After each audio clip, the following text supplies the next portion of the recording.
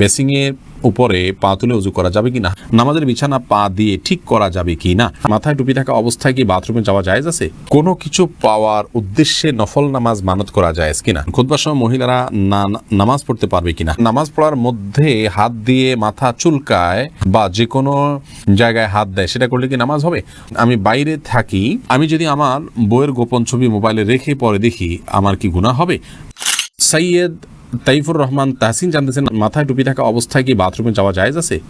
কোনো অসুবিধা নেই, যাবেন, বরং অনেক ওলামাদের মতে খালি মাথায় যাওয়া মাকরুহ, কিছু একটা থাকা উচিত, কোনো অসুবিধা নেই মাথায় টুপি থাকলে বাথরুমে যেতে।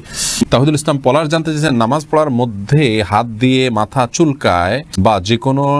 জায়গায় হাত দেয় সেটা করলে কি নামাজ হবে, হালকা যদি চুলকায় নামাজ হয়ে যাবে, কোনো অসুবিধা নেই, বা হালকা একটু হাত দিলে সমস্যা নেই, কিন্তু এত বেশি চুলকালো, ধরুন দুই হাত ছেড়ে দিয়ে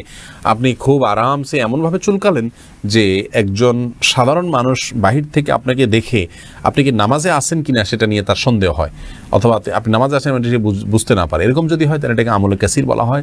এরকম আমলে কাসির করলে নামাজ হবে না। আর যদি আপনার নামাজের যে হাইয়া আছে, নামাজের যে রূপ আছে, আপনি সেরকম ইয়ের মধ্যেই আছেন, নামাজের অবস্থার মধ্যেই আপনি আছেন, বোঝা যায় যে আপনি নামাজে আছেন, সে অবস্থা বজায় রেখে ধরুন হাতে একটা বাধা আছে, আরেকটা দিয়ে হালকা একটু চুলকালেন, মানুষ দেখলে বুঝতে পারতেছে যে আপনি নামাজে আছেন, আপনার ভাবভঙ্গি দ্বারা এটা বোঝা যাচ্ছে, এরকম যদি হয় তাহলে এটুকু চুলকালে কোনো অসুবিধা হবে না, জায়েজ হবে।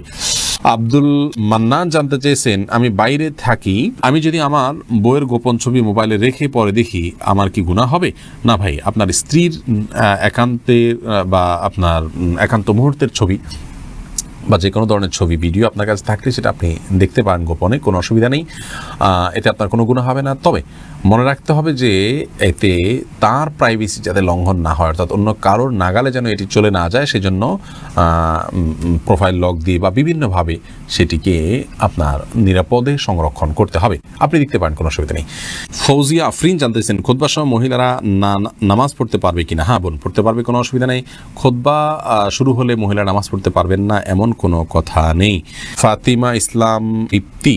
আপনি জানতে চেয়েছেন, কোনো কিছু পাওয়ার উদ্দেশ্যে নফল নামাজ মানত করা যায় কিনা, হ্যাঁ হতে পারে বোন ফাতিমা, মানত করতে পারেন, মানত করলে সেটা গুনাহ নাই,